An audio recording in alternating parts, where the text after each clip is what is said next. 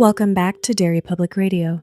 Reporting from the basement of the Derry Civic Center, this is Sam Alexander with the news. The Derry Board of Transportation has placed a bid to add our fair city to the route for next year's Long Walk. Spearheading this motion is local councilman Gary Haley, father of former station intern and walker Boren Haley. Not only will this be a boost to Derry tourism, the still living Haley stated, but taking our child mortality rate into account, it could decrease the average long walk by 30%, saving time and taxpayer dollars when it comes to road closures for the event. I'm no mathematician, listeners, but I think those odds may be in our favor. You're listening to Derry Public Radio.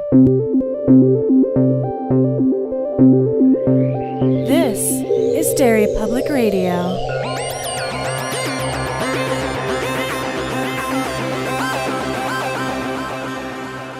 Welcome back to Derry Public Radio, a bi-weekly Stephen King Book Club podcast. I'm one of your hosts, Joshua Kahn, alongside CM Alexander. Hello, everyone. And Benjamin Graham. What's up, constant readers? And today we are tackling the end of The Long Walk, Part 3 for The Long Walk, and CM is leading the discussion. Thanks, Josh. We ended Part 2 with Olson's painful and tragic death. Brutal death. The walkers have covered over 120 miles, and over half of the boys have died.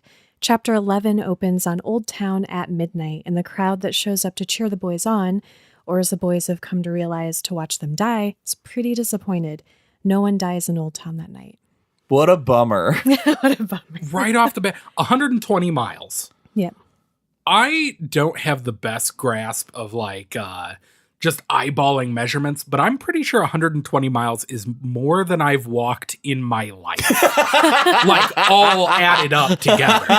That's insane to me. Yeah, that is crazy. I don't think I've ever walked that far either. Well, not according to my Fitbit, which is very shameful. All right. The boys get to see the major again, and they get a 400-gun salute, and the boys have a salute of their own planned. What did you guys think of theirs? I giggled. I did too. First of all, that's the cruelest thing that they could do, is they have a salute from the troops of shooting a bunch of guns. That's like welcoming people back from war with a 21-gun salute. And these kids have PTSD by now. But their salute, pretty good and also pretty depressing. It was another moment that's like, they are children. Remember, they are children. And I don't know, blowing raspberries seems hilarious. Farts are always funny. So for the listeners, word comes back through the grapevine that when this salute comes back, the remaining walkers are going to gather together and they are going to present their act of defiance by all just making fart sounds with their mouths. Yeah. All at the same time, though. All at the same organized. time. Yeah. But they do it, and then there's nothing. The soldiers one of them thinks that the soldiers might have looked at them reproachfully, but it doesn't accomplish anything. No one cares. Yeah. And even then, in that moment, they're all like, uh-oh. It didn't make them feel good the way they hoped it would. Garrity and Parker have an interesting talk about their remaining resolve, and Garrity's left feeling despair. And I thought that the metaphor that Parker uses is interesting. He's comparing the remaining walkers to a box of crackers. It's accurate. I mean, we've seen all of these people more or less fall apart. There's been very few deaths that have been quick, except for the one kid running off into the woods, breaking the rules. But getting those warnings before getting your ticket is seeing somebody fall apart piece by piece. And they're all going to sooner or later. And now we're getting to the point where it's going to start happening much faster. No, I think that's the opposite of the argument they're making. Yeah. Because they're saying the kids that have gone out so far, they're the tiny crumbs that fall through the sieve. And the kids that are remaining, it's going to take longer to break them down because they're the bigger chunks. Okay, yeah. That I think Garrity says, it'll be over soon. We're halfway. And they're like, no, because it's going to take we're the strong ones. Yeah, it's kind of like how we've been talking, and I think, Josh, this was your point, maybe in our first episode, that you'd rather go out at the very beginning. Yep. And so they've gone through all this suffering, so they do have that resolve because they don't want it to have been for nothing. An unknown boy gets his ticket, leaving us with 45. And Garrity wonders if they all wouldn't be better off dead. In death, at least he could rest his feet. I have that thought when I walk. Yeah, I get that. I get that if I have like an extra long day at work. I'm like, ugh. So he dozes and he's thinking of Jan and he's imagining her top to bottom, and he's building her in his mind piece by piece. Her legs, her waist, her face, her whore's hair. Super weird. It's a great description. I think that's a compliment. Well, and He means it as one for some reason. so yeah, and the most fascinating part though, so this was obviously before he left for the walk, and he's remembering a time when he and Jan were sitting together or making out, I don't remember, but it just slipped out. He called her hair whore's hair. And he thinks, well, she didn't seem to mind. In fact, I think she was secretly pleased. No. No? No. No. So next time my wife and I go out, I shouldn't be like, nice horsehair. Just see how it Josh, goes. Did you say horsehair? Maybe that's why she seemed pleased. As she clutches her Equine Monthly magazine to her heart. Yeah. I think that happened. Yeah, no, you, yeah. you just solved it, That Ben. makes sense. Because what happens next is following this wonderful thought he has. I don't feel as bad for him as I might otherwise have felt. He has to go to the bathroom, and they are in the middle of it all. Like, there's a crowd around them. And it's the first time that Garrity has had to go to the bathroom. Can we talk about that for a minute? Because that's wild. How many days are we on? This is the third, I or think. fourth. Like, did they clean themselves out before they started the walk or what? That's nuts. Wouldn't you feel terrible? Yeah. Maybe something about the stress. Is stress... The stress and food pastes. Oh, yeah, those food pastes. Well, he Maybe they're a binding agent. I don't know. I figured they'd make things slip out easier, but I guess... Should I not have said slip out? This is my least favorite moment of Everybody the podcast poops, so Ben. far. Yeah, man, everybody poops. Is that the next book we're doing? Yeah, Yes, listeners, pick up your copy. Everybody poops. it's the fact that we've seen other people have to poop, and Garrity's like, oh god, these people run out and they grab it as a souvenir. It's super messed up. The one kid kept having to stop because he had diarrhea, and he's had a lot of feelings about poop throughout the book. And then now, like, the note I made was, it was going to happen sooner or later, buddy. Just be happy it took this long. But that, I was like, there's never been a more incredible internal struggle within Garrity than having to poop. All right. Baker, our resident racist, has some pretty dumb things to say about two boys up ahead who they thought they were lovers, but they're actually brothers. Which is pretty messed up that they would both sign up. Oh, yeah. We talked last episode about how that drawing works. How did two boys from the same family get picked? What are the odds of how? I can't remember how many boys they said put in their name for that drawing, but how? And then how do you pick? Maybe that's why they're both there, because how can you pick which one's going to back out? It's just horrible. I yeah. guess. But yeah, just the fact that they both said, yeah, we're doing this, knowing for a fact, even if they're like, oh, well, we can do it. One of How them's gonna be terrible would it outwalking the be other. that if they were the last two? I feel like it would come down to, if you managed to be the last two, you and your brother would be probably the most bittersweet kind of ending. But I would imagine it would be the case of just one of them bowing out. Yeah, I don't think they could put themselves in a position to walk the other one to death and know that the other one could live through that. Yeah. So one of them would just have to give up. But I hey, wanna double read that chances to book. win the prize. Yeah. I want to read that book. I want to know what their motivation those was, two, because yeah. there had to have been something where their family needed this prize more than at least twice as much as everyone else's family. Yeah, that's rough. I shouldn't have laughed at that. That's dark. The boys continue to walk, and despite Garrity's hope that many will drop that night, only 2 other boys get their tickets. Pearson tells Garrity that if he could do it all over again, he'd have never done the walk, which is a horrible statement because it's not like this is a decision that he can learn from. He comes up with a plan for when he gets too tired to go on, and he's going to run into the crowd and hope the soldiers don't shoot him for fear of hitting people in the crowd. Yeah, because that's what we've learned. The squads are timid. Yeah. McReese tells him that Scram's dying, and the boys make a gesture. This is maybe the most tragic death because Scram has kind of become, I don't know, almost a symbol. Like, he's just a good guy. Mm-hmm. And he was so sure of himself, and everyone was so sure he was going to win. And they all band together and they say, no matter who wins, we have to take care of Scram's wife. Like, there's no way, like, Scram's gonna die today. And then getting everybody on board. The only people not on board so far are Barkovich and Stebbins. And Garrity opts to be the one to talk to them. And this was his conversation with Barkovich was so painful to read about. So Barkovich, he comes up and Garrity gives him the pitch and he says that he'll do it, that he's completely on board. And he also apologizes.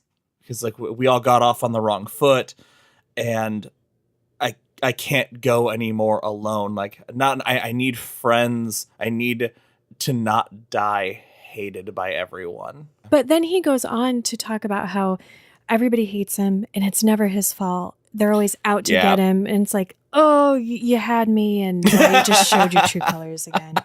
Stebbins also agrees to participate, and he makes an interesting point that this is probably very common among the last group of walkers in every walk. That would not surprise me. It seems like a group of people having gone through that amount of trauma together. If there's anybody who has a story that's either on the level of Scram's or worse, maybe it's something they feel like they end up owing to someone. Well, and I kind of thought of it as maybe that gives them motivation to keep walking. Like, I gotta walk for Kathy and the unborn baby now. Yeah.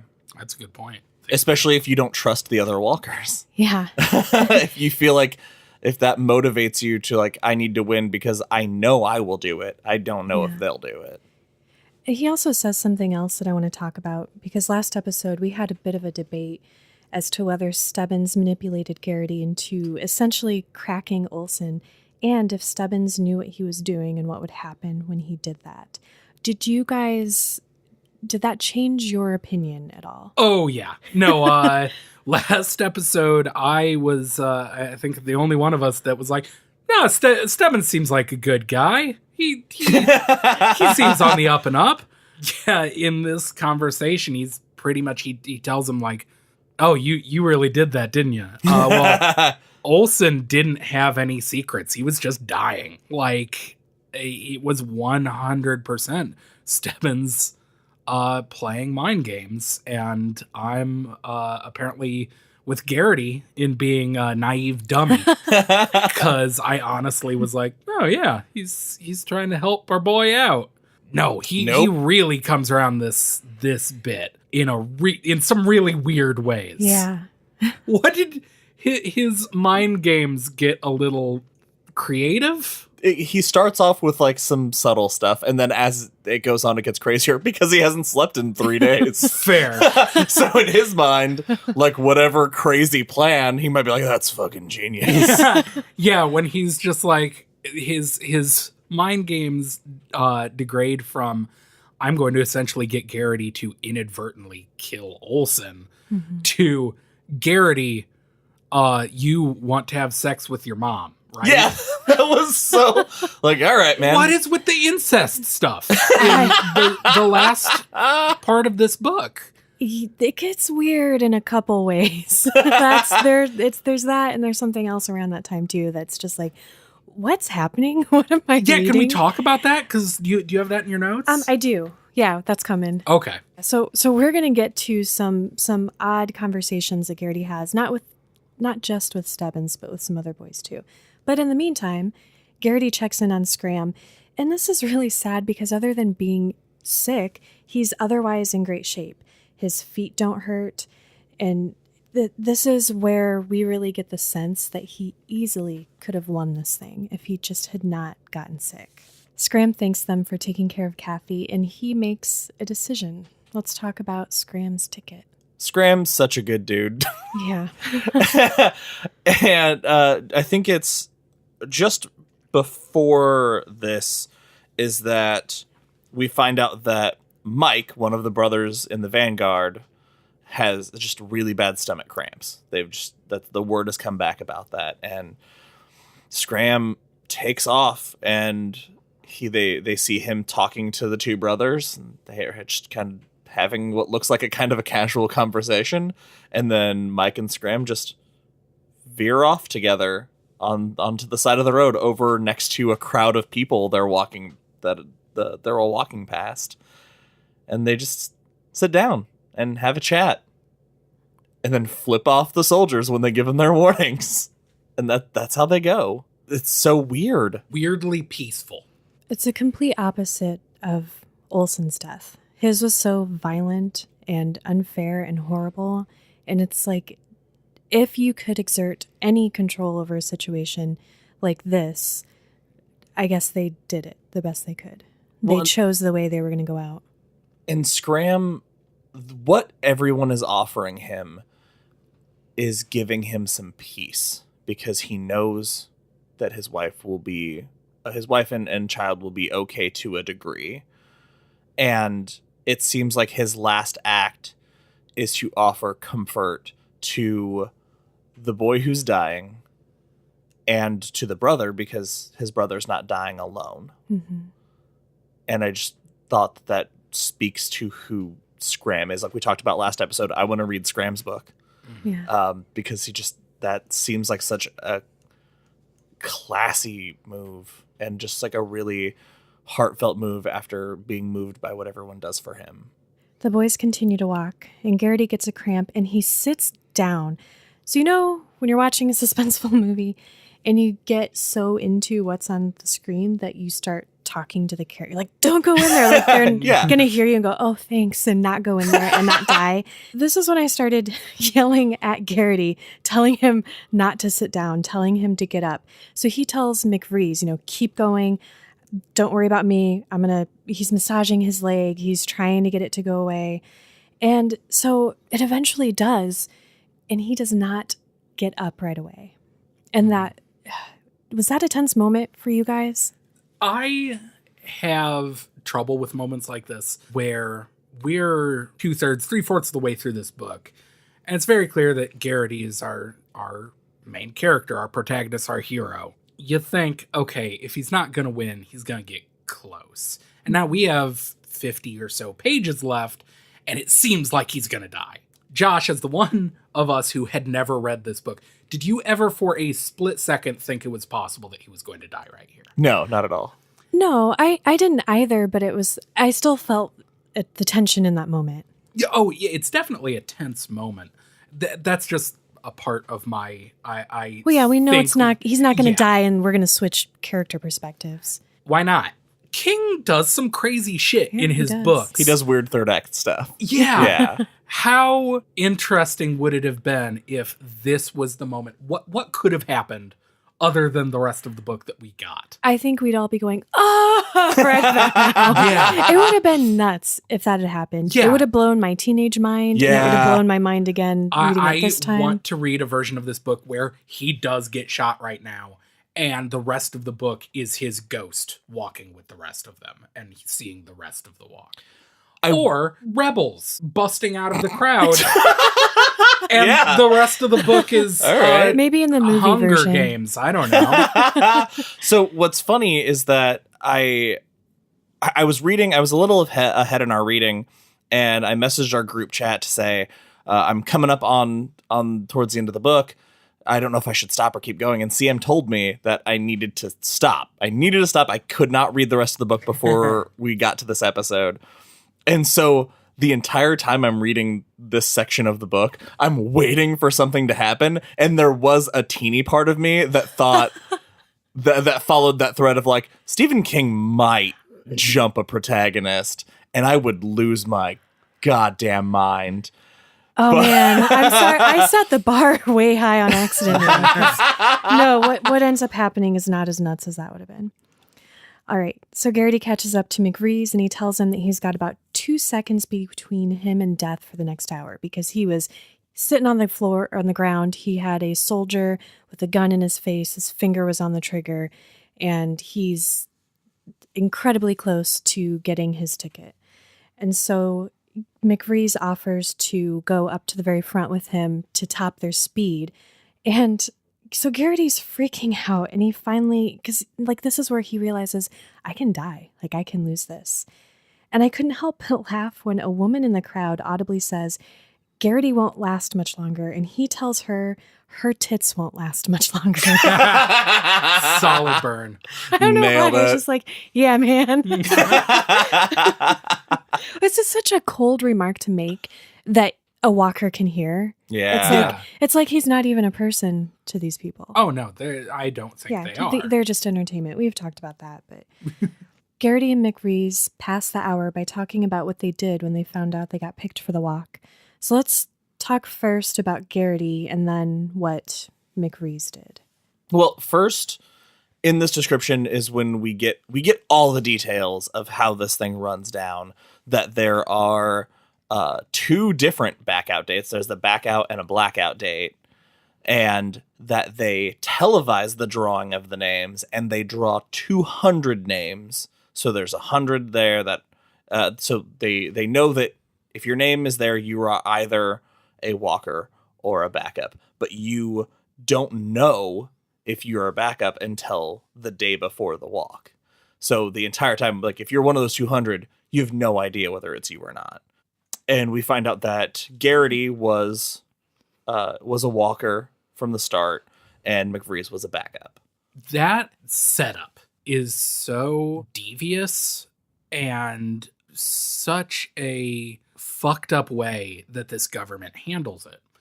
It makes so much more sense why the boys don't drop out.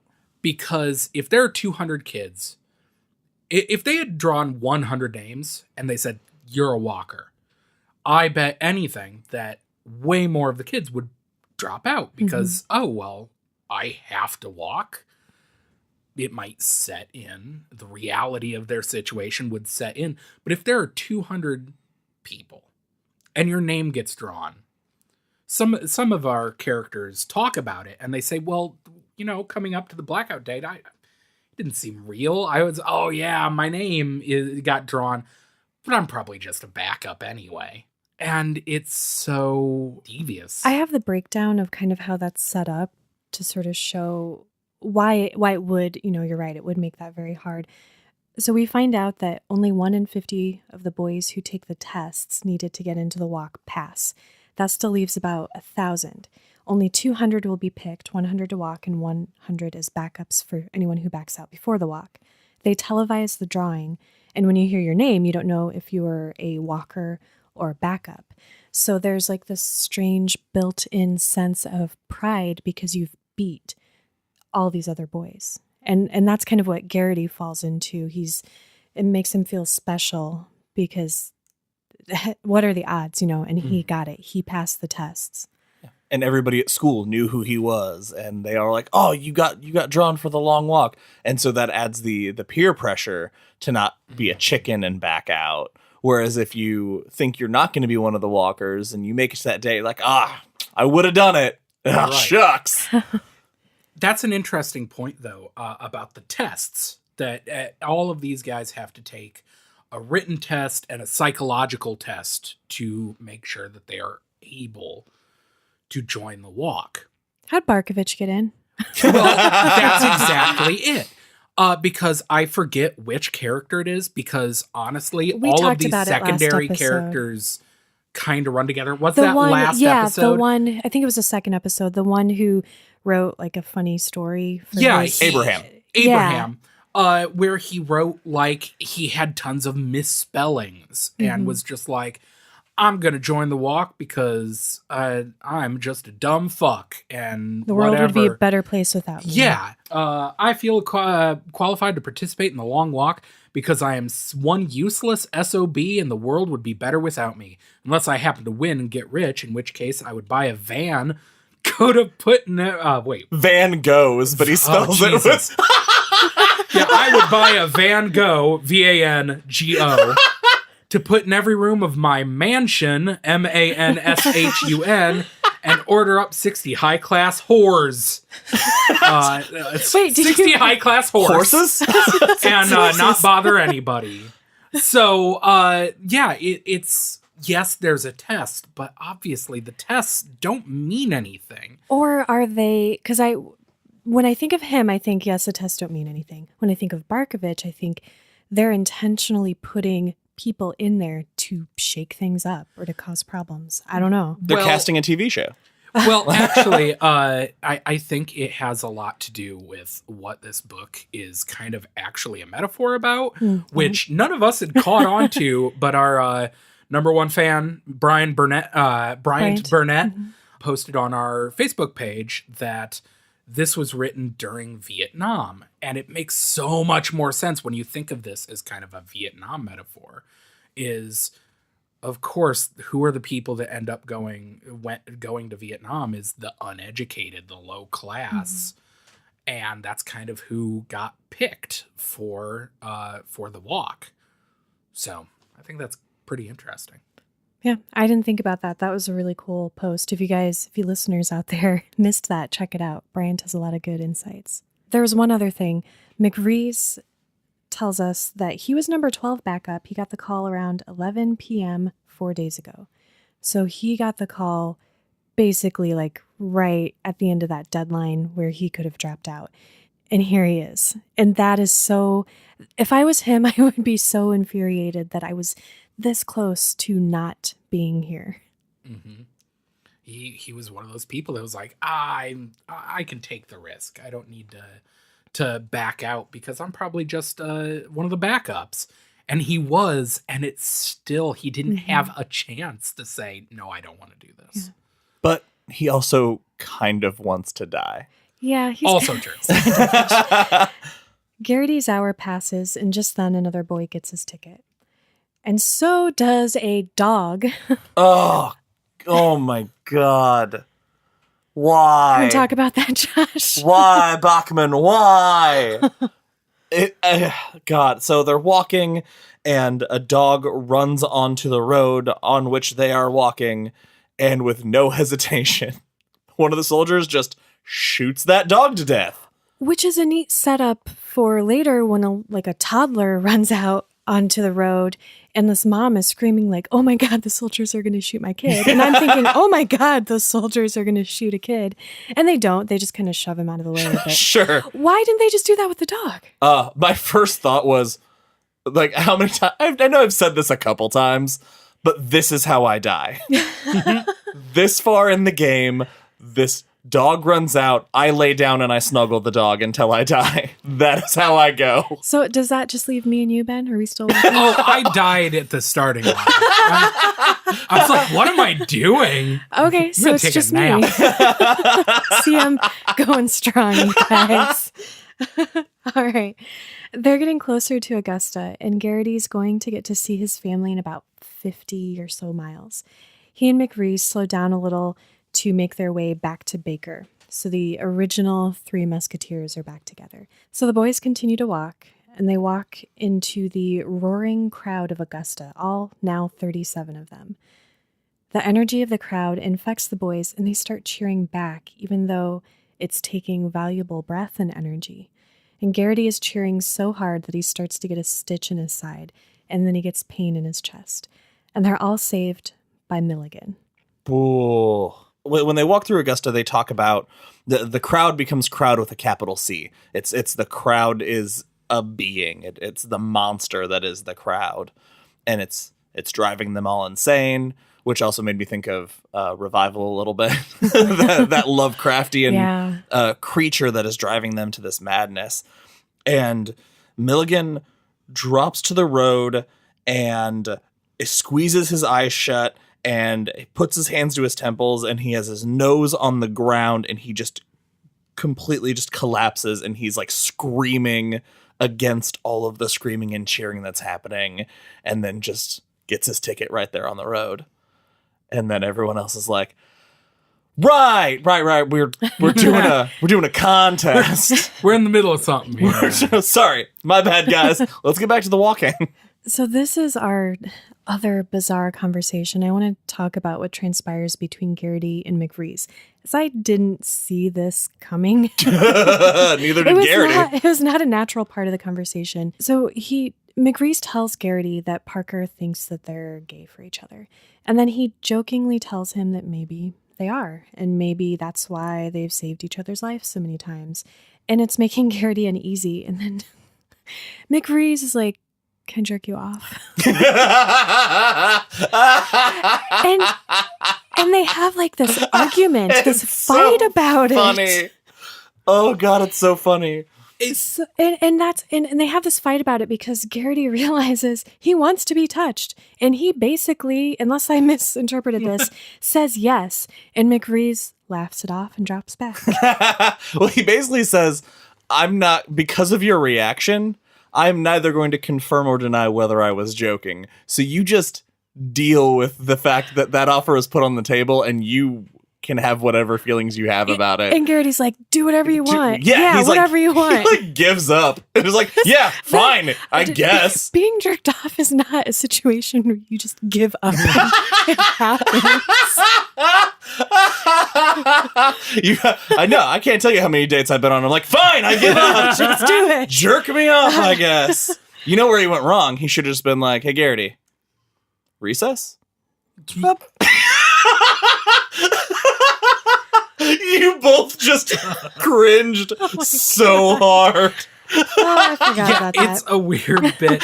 I don't know. I think there in earlier sections of the book, there are I got a weird feeling of like there was something passing between McVrees. Some chemistry. There was some chemistry. Yeah.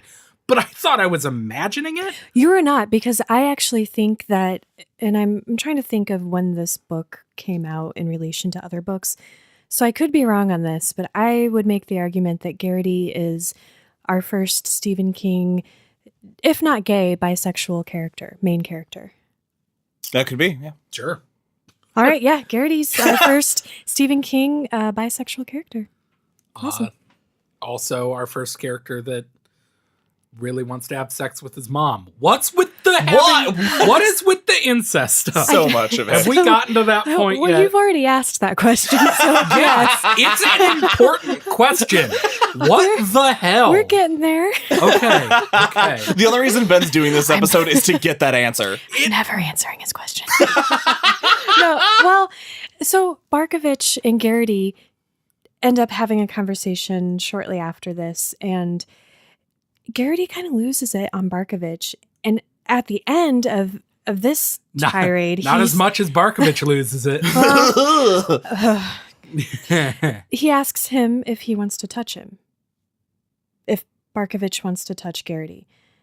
And then he thinks about touching wieners and his old friend Jimmy. Yep. So many times it comes back to that incident with him and Jimmy. Yeah, there's such a weird sexual undercurrent to this book that I just don't understand at all. Well, it's just Garrity has so much weird repressed sexuality issues. I also wanted to point out, this is a really minor thing. It happens a little bit later. I think it's like in the next chapter, but they pass by a sign that says May is confirm your sex month. That's one of those like just hints of world building that I really love. That we just get flashes of the dystopian society that this book takes place in. Yeah, but I wonder what that sign means in relation to the world has to relate to that sexual undercurrent. Yeah, that we have running through. It's a tie that I don't think we'll ever discover. Yeah. But I wonder if there's a specific purpose that sign is meant to represent in that undercurrent. But I don't know. Don't know. I'm not smart enough. All right, Bryant. Yeah, it's on you, man. Okay, let's talk about the exchange between Garrity and Barkovich when Barkovich starts losing it. He gives a pretty out there speech and then does something disturbing. In all this madness, a shot rings out. Everybody thinks it's going to be Barkovich any second. He's on his third warning, and a shot rings out, and Barkovich cackles that it wasn't him, and he starts just laughing, and then Abe tells him, "Shut up, you prick," and then Barkovich just starts sobbing heavily, just goes from that laughter to that insane sadness. So to give a sense of where Barkovich's head is at this point, he's telling Garrity what he's going to do if he wins, and he says he'll get plastic feet and cut off his if they can't take a joke and put them in a washing machine and watch them go round and round. So he crazy. He has officially lost his mind. That is such a great moment because it comes out of nowhere. Because Garrity just like walks up to him and he's just, "You know what I'll do, Garrity? I'm getting plastic feet." And it's like, oh, you're insane. Yeah. I love this little reenactment. That's the voice I heard it in. Just super matter-of-factly. Like he just cracked the code. Yeah. I don't know why no one's ever asked for this, but I got it, guys. So it continues on. Another shot fires off. It's not Barkovich again. And then Barkovich starts yelling and then rips out his own throat. With his bare hands. With his bare ass hands. He just goes full feral, and he's like, he's ripped his throat out and he's still screaming. He's like still yelling, but you can't understand anything he's saying. And he finally drops to the ground, and the soldiers stand there and then shoot him, whether he was dead or alive. Like he could have been dead already. It didn't matter. They still shot him for good measure. And then McVreeze says, I wish I were insane. And I was like, me too, buddy. And me too. Is this the point? God, I think it's happened a couple times. So as we're getting this description of this terrible death, like one of the other walkers near our main ones, or maybe it was one of our main ones, throws up on himself as he's walking. Yeah. And it's just like that.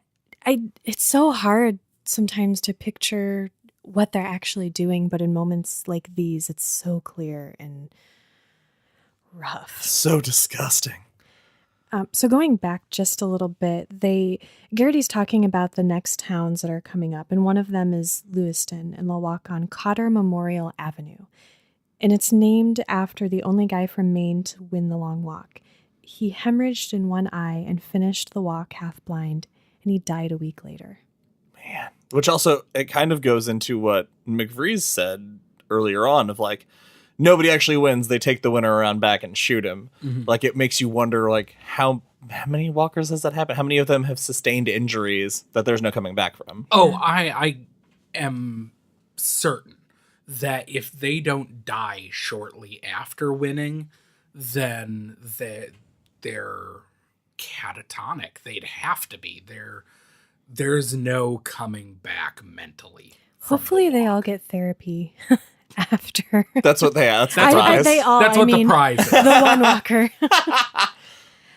The boys continue to walk, and more have gotten their tickets during the night, and no one knows quite how many. They've lost track, but they think that it might have been 6, which leaves us with 26 walkers, if I did my math correctly. Another gets his ticket, and Stebbins plants doubt in Garrity's mind about whether he'll actually get to see his mom and Jan, whether they'll be able to make their way up to the front of the crowd to be waiting for him on the side of the road. At this point, it is very clear that Stebbins is playing the psycho game. Well, he's also established that Garrity is so easy to get under his skin. He flat out told him how easy it is to rile you up, and he's going to. Which makes me think Stebbins does need other people on the walk. Not in the way that McVreeze or Garrity need them. In a twisted way. I don't know. I don't know that I agree with that, only because I think he needs them to be dead. That's what he needs from them. That's the only thing he needs from them is he needs them to either break themselves or he needs to step up and help do some breaking. Yeah, I don't think he needs them the way like Barkovich, because I feel like that's what you meant. Because Barkovich needed the other people. Last episode, that was as motivation. Kind of the point you made. And I think we kind of like flipped because I didn't really feel that way. But I'm like, yeah, I think he does do that. Like I don't know. I feel like it's more than him just trying to win. I don't know. I feel like this is almost like entertainment. Like he's kind of killing time. And I feel like disturbing. it's kind of what I said about why he makes Garrity crack Olsen, is that I feel like there's a part of him that sees Garrity's potential to finish and it decides that, all right, I need to break him a little further because he's not breaking enough on his own. Mm-hmm. His strategy involves doing things to other people, whereas everyone else's strategy has just been focusing on their own plan, what they're going to do, how they're going to make it. Garrity loses his shoes, and Baker starts to lose his mind. And another boy gets his ticket, and a boy named Klingerman gets appendicitis. And he just keeps walking and screaming and holding his side. And as bad as having a seizure or getting a Charlie horse and being brought down by things like that, appendicitis is so unfair. There's been a wide variety of things that have hit these walkers. A lot of ailments have struck this group of 100 boys. So Garrity finally gets to see his mom and Jan, and because of this, McVrees has to save his life one more time. I loved this scene. It was so awesome because he gets to get this payoff that we've been hoping for. He's going to see his mom and he sees Jan, and obviously that moment is just too brief because he wants to just stay there. And the fact that McVrees, after Garrity gets his third warning, he grabs him and says, if you're gonna do it, at least do it around the corner. Yeah. It's so blunt. Don't die in front of them. Yeah, it's because he might have let himself. Mm-hmm. And that would have been just the worst possible thing. That, imagine it from their point of view of they're waiting, they're terrified for Garrity, and then they see him only to have his brains blown out like a foot in front of them. And we didn't talk about this when we were talking about Garrity's story of how he got selected, but his mom and Jan did not want him to go. They begged him to back out. Of course they did. Any reasonable person would, right? Yeah, you would think that. I would hope so, but I don't know. I mean, how many families might be in such a position that they let their child make that sacrifice for the good of the family if they win? Or how many people are so devoted to this government that I think it's an honor to be selected. My child is the state's child. Yeah. I don't know. The boys continue to walk, and a boy named Stebbins gives a terrible sermon. Call back to Revival. Yep. 3 more boys get their tickets, and the remaining walkers make another deal.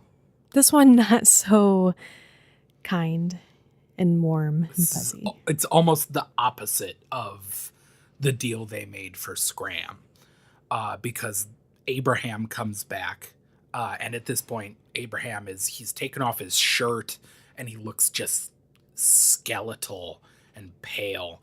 And he comes back to Garrity and he says, listen up, there's only a few of us left, and we are on our own now.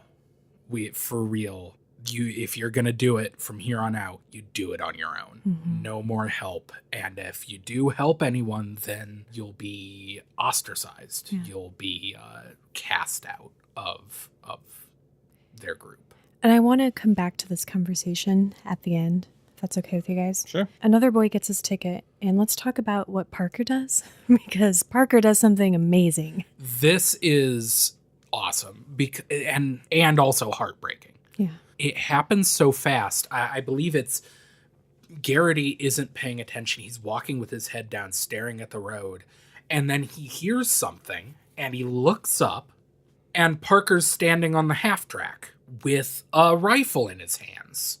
And he has climbed up on the half track and he has disarmed one of the guards and I believe shot him. Yep. And he's looking at all of the boys on the road. And how many? There are 20 some left. Like 26 20 or 20 well, some. few or less. Yeah. Boys left, and he's looking at the walkers, and the walkers are just staring at him. And Garrity even says he's like, it doesn't process. He doesn't even understand what is happening at all. Parker gets knocked down by the other guards, and it's over before anything can happen. They shoot him, they go on. And Garrity walks over to McFreeze, and he's like, what was that? What he wanted something. What was it? And McFreeze just says, don't worry about it. Don't think about it. It's heartbreaking because this could have been a completely different end to the book. And I think it was McFreeze maybe who points that out too. He says, we could have done it. Like he thought they had a real chance to do it, but they just were like, they're so in their own worlds at this point. Yeah. McFreeze is the only one who says his name. Like he just, like they see it happen. She gets shot and falls off, and he just says, Parker. Yeah. And moves on. Like, it's so sad. There's no way the walkers could have won, obviously. Yeah. Against the government.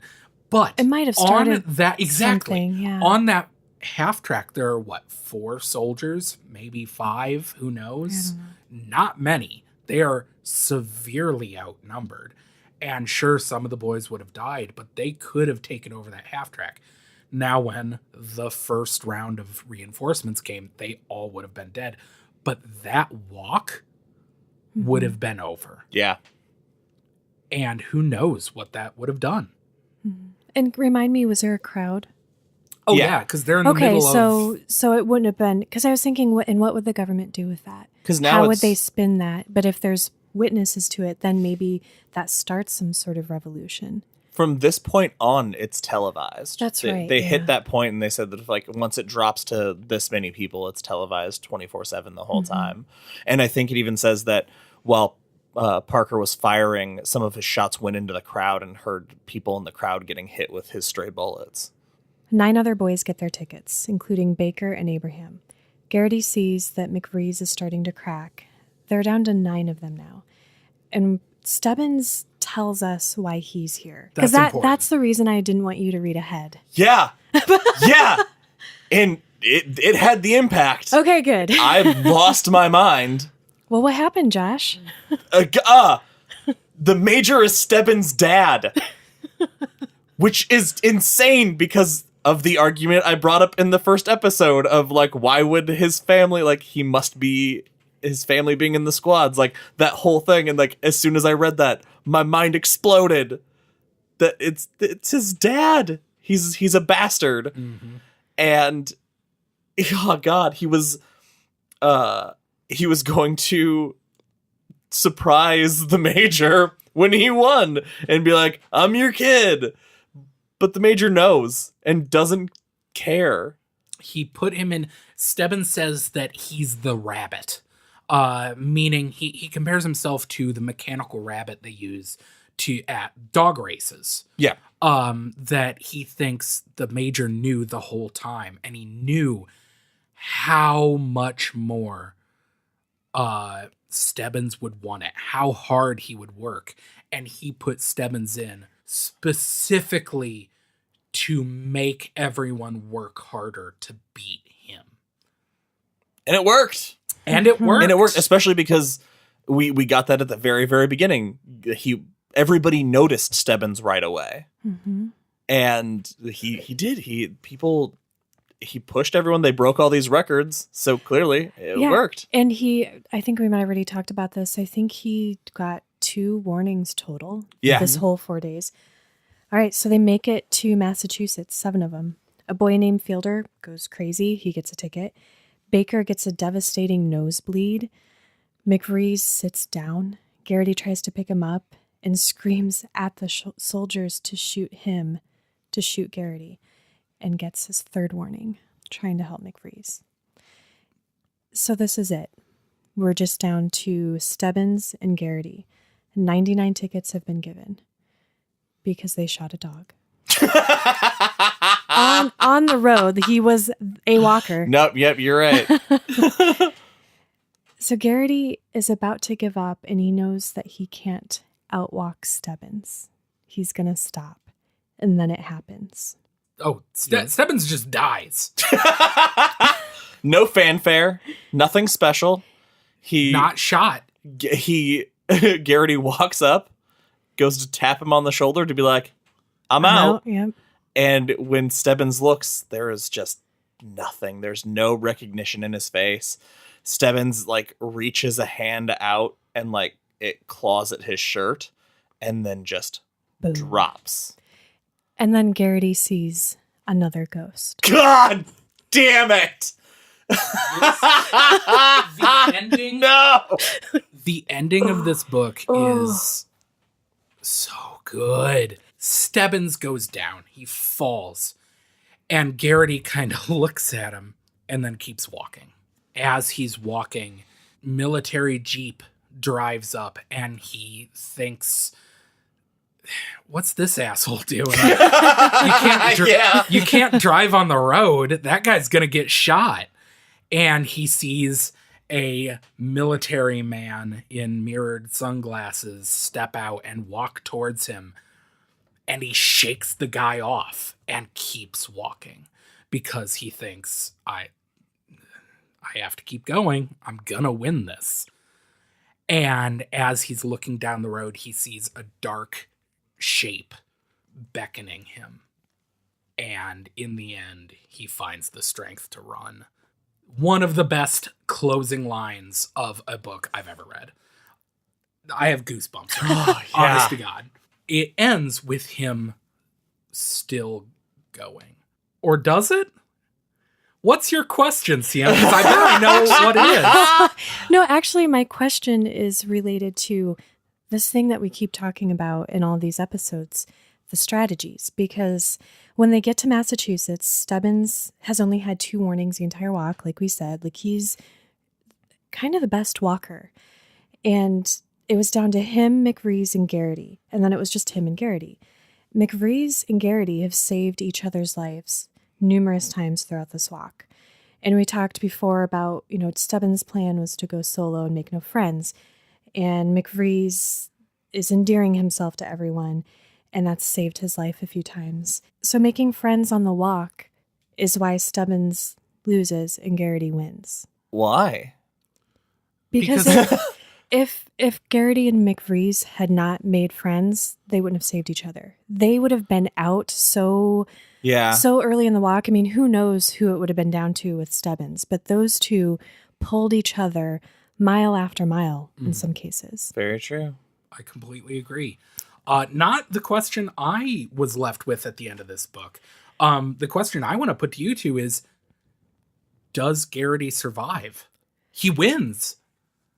But at the end of this book, at the last line of this book, is he alive? I think he's not alive. Yeah, I don't think so.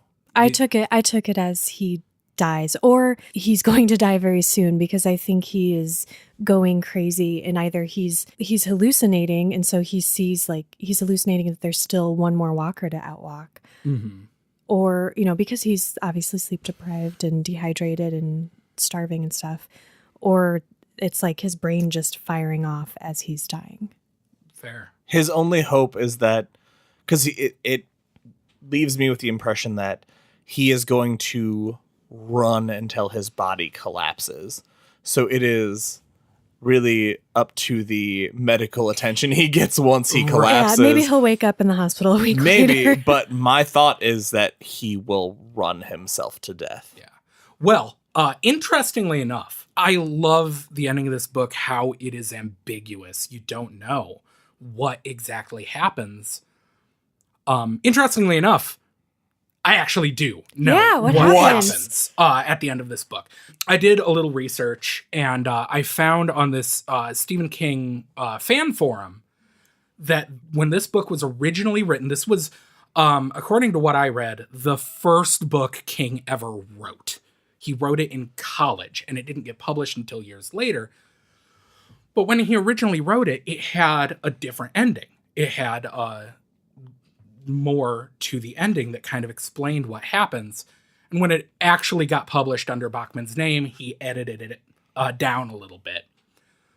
But thanks to a forum member named Bango Skank, I actually have the original ending of the book. Oh my Give it to god! us. Oh my god! I would love to read. Oh my god! Okay, so what was the last line of the book was something in the end, he found that he still had the strength to run.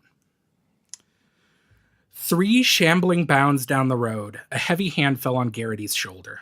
Turning, Garrity was confronted by a smiling face, clean and untouched by the exhaustion that had settled into the deepest parts of his being. In the moment before he recognized the Major, he believed he saw his father behind the reflective surfaces of his sunglasses. Congratulations, number 47. You are the winner of the long walk. Name your prize, and you will have it. Garrity's mind scrabbled for purchase on the question. The prize was ephemeral, a specter amidst the horrors of the walk. The prize wasn't real, but the words of the dead boy being drug off the road not 20 feet behind him rung true. And so he opened his mouth and croaked his wish. I want to fuck my mom.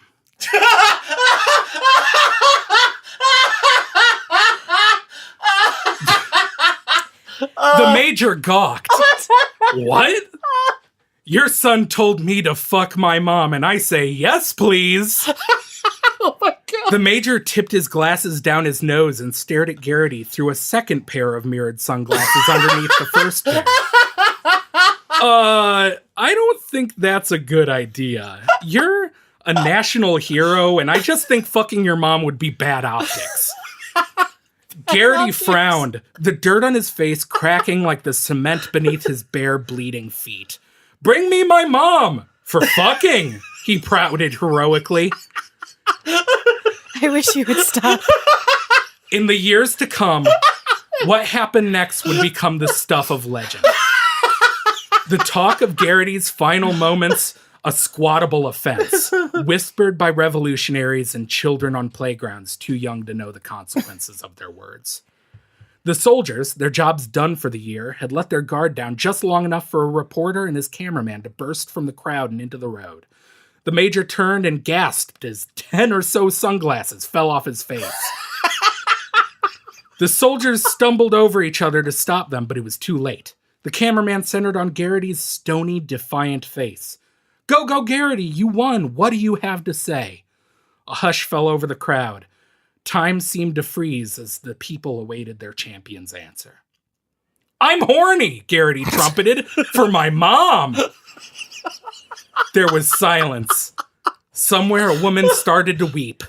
Please be done. A man in the front row threw up on a baby wearing a sash that said the Vietnam War. And with a smile on his face, Garrity came in his pants and his feet fell off and he died. The end? Question mark? I love that it ends in a question mark. We still don't know. It's open for a sequel. Ben, I'm The gonna longest walk. I'm gonna have such a hard time rating this book now because I'm so confused and disgusted. Hey, that actually, I see why it got edited out, honestly. Well, and now I understand that the original title for this book was The Long Oedipal Walk. Yeah. Yeah. Rate the book, Ben.